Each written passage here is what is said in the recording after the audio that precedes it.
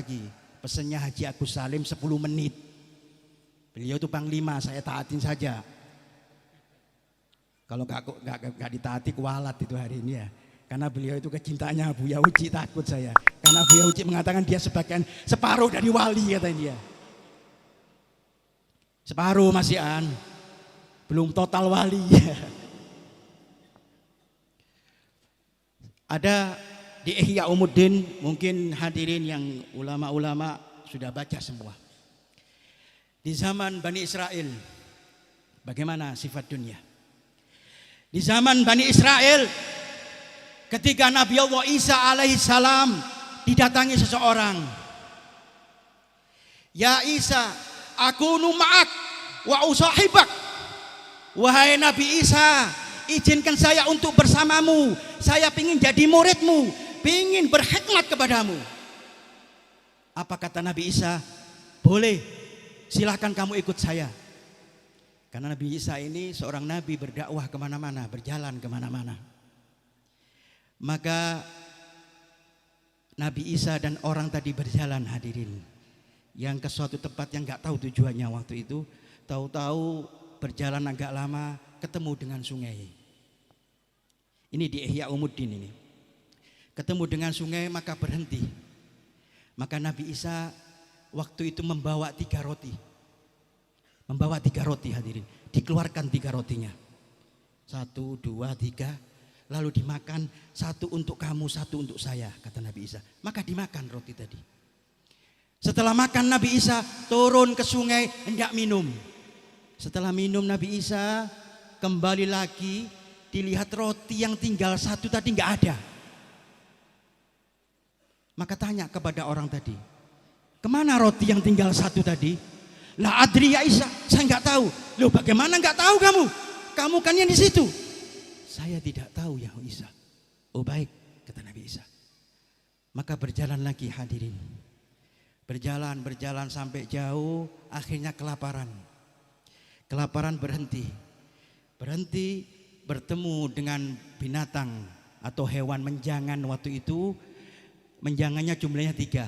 1 perempuan, ibu begitu. 2-nya anaknya.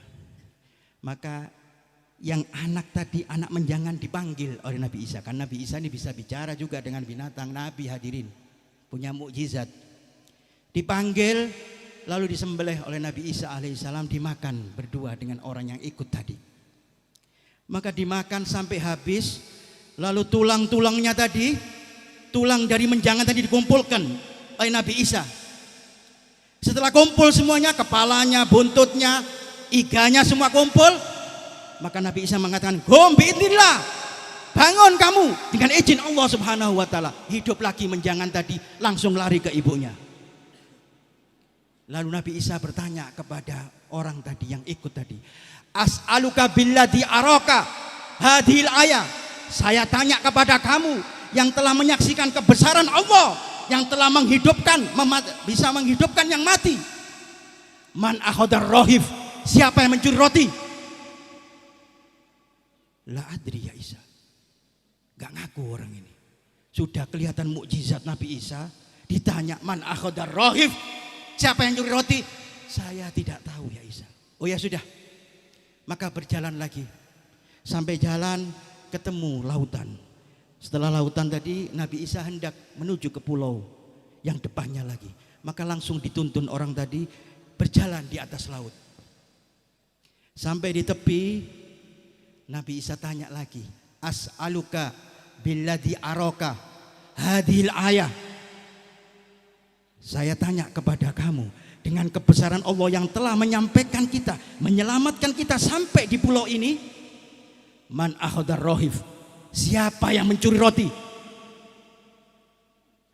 La adri ya Isa, saya tidak tahu. Masih gak ngaku lagi. Ya sudah akhirnya berjalan sampai di padang pasir. Nabi Isa tadi mengumpulkan pasir-pasir beserta batu-batu pasir begitu. Dikumpulkan semua, dijadikan seperti gunung. Sudah kumpul banyak, dikumpulkan seperti gunung begitu, langsung sama Nabi Isa dibagi 3. Gunung-gunungan tadi bagi 3. Apa kata Nabi Isa? Kun dahaben, jadilah emas. Maka gunung yang dibagi 3 tadi jadi emas semua. Lalu Nabi Isa mengatakan, wahai fulan, 1 gunung emas ini untuk kamu, 1 gunung lagi untuk saya. Apa kata orang tadi? Ya Isa, yang 1 gunung buat siapa? Yang 1 gunung untuk yang mencuri roti. Siapa ya Isa? 1 gunung ini untuk yang curi roti. Roti saya tadi hilang, siapa yang curi saya nggak tahu. Saya tanya kamu nggak ngerti, nggak tahu. Maka orang tadi mengatakan, analladzi akhadtu rahif. Saya tadi ya Isa yang mengambil roti. Langsung ngaku hadirin, karena apa? Karena kelihatan emas. Lalu Nabi Isa mengatakan, ya sudah, berarti kamu nggak jujur. Firaq kita, baini wa bainak, pisah kita. Kamu nggak jujur. Saya juga nggak butuh sama emas ini. Kamu ambil semuanya. Maka ditinggal oleh Nabi Isa. Maka orang tadi, teman Nabi Isa tadi bingung, mau bawa segini banyaknya emas ini bagaimana? Kalau nggak dibawa sayang, ini emas semua ini, dunia ini. Maka dalam kebingungan datang 2 perampok. Kata perampok, wah ini kebetulan, pucuk dicinta ulang pun tiba. Ini yang kita cari. Maka orang tadi dikatakan, wahai fulan, serahkan emas ini atau saya bunuh kamu. Maka orang tadi mengatakan, jangan usah bunuh-bunuhan, kita damai saja. Gak usah kamu bunuh saya akan bagikan. Ini kan 3 gunung, 1 buat kamu, 1 buat temanmu, 1 buat saya. Damai, gak ada bunuh-bunuhan. Oh baik, kalau begitu berarti 2 untuk kami. Iya, 1 untuk saya.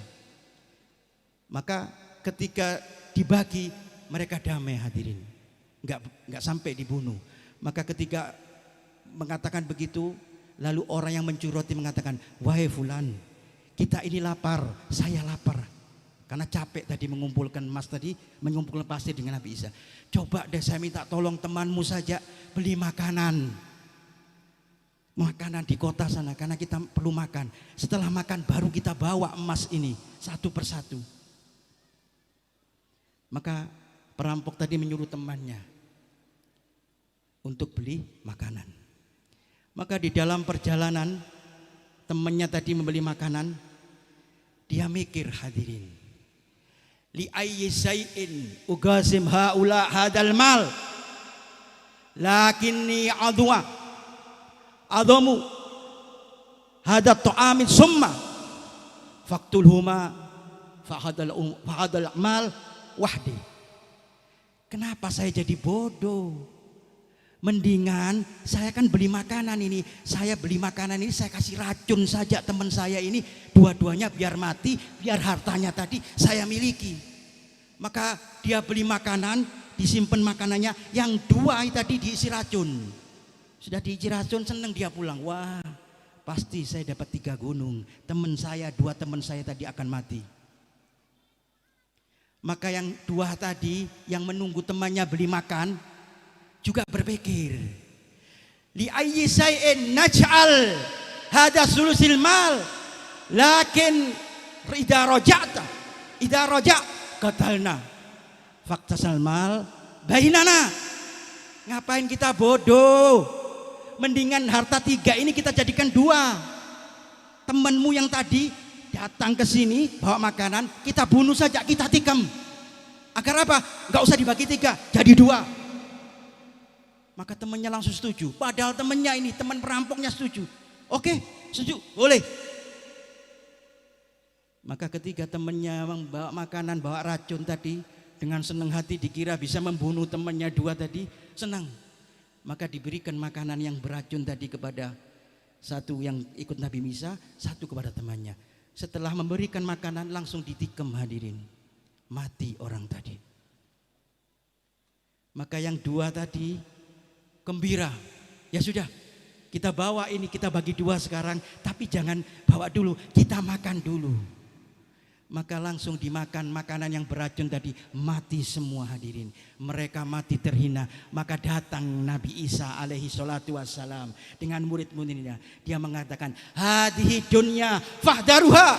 Inilah dunia, maka berhati-hatilah. Tidak kenal kawan, tidak kenal teman. Lebih-lebih lagi sekarang naudzubillah, anak sama orang tua jadi musuh karena dunia. Maka hadirin, ingatlah bahwa dunia ini adalah penyekat kita, hijab kita akan ingat kepada Allah. Ingat, apalagi ingat dengan kematian. Maka perbaiki amal Anda. Tempat di dunia ini Allah kasih kesempatan kepada kita untuk beramal baik. Kalau di akhirat tidak ada amal hadirin, tempat pembalasan.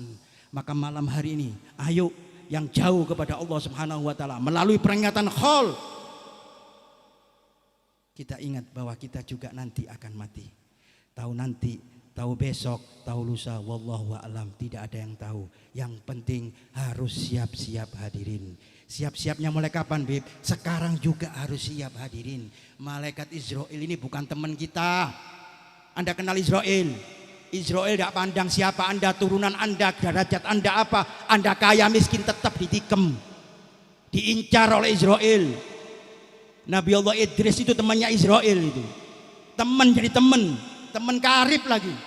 Tapi ketika mati dicabut nyawanya oleh Israel, Nabi Idris ditanya, bagaimana temanmu Israel itu ketika mencabut nyawamu wahai Idris?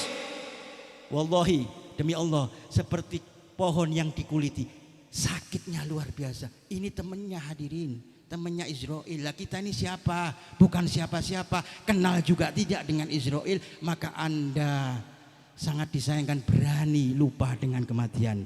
Mudah-mudahan yang hadir di sini semuanya ingat akan Allah Subhanahu wa taala, ingat kepada Rasul Muhammad sallallahu alaihi wasallam, ingat bahwa kita tidak lama lagi bahwa kita akan mati, dan mudah-mudahan mati kita dalam keadaan husnul khatimah. Doa ini khusus kepada almarhumah, mudah-mudahan diangkat derajatnya oleh Allah Subhanahu wa taala. Ibunda dari Ustadz Fudoli, mudah-mudahan pahala ibadahnya diterima oleh Allah Subhanahu wa taala, dosa-dosanya dihapus semuanya. Dan kita doakan para alim ulama yang di belakang tadi, kiai-kiai kita, habaib kita, mudah-mudahan mereka panjang umur, berkah manfaat, agar kita selalu mendapat keberkahan dari beliau-beliau semua. Berikut kita semuanya mudah-mudahan malam hari ini kita munajat kepada Allah. Masih hidup ya Rob, yang masih hidup ini kita berdoa mudah-mudahan dosa kita diampuni oleh Allah Subhanahu wa taala. Dosa-dosa besar, dosa kecil semuanya diampuni oleh Allah Subhanahu wa taala, sehingga kita mati dalam keadaan husnul khotimah, selamat dari neraka jahanam, masuk surganya Allah bersama para anbiya, bersama dengan guru kita, keluarga kita, kiai kita, habaib kita, dan bersama dengan Nabi Muhammad sallallahu alaihi wasallam. Amin amin ya robbal. Saya kira ini saja, karena sebentar lagi ada guru mulia kita yang akan menyampaikan yang lebih detail, lebih komplit. Saya kira itu yang bisa saya sampaikan. Mudah-mudahan yang sedikit ini khusus bagi saya untuk bermanfaat, dan kepada semua hadirin yang hadir mudah-mudahan menjadi keberkahan. Amin ya robbal. Mohon maaf kalau ada kesalahan, kurang sopan. Wal afu minkum. Wassalamualaikum warahmatullahi wabarakatuh.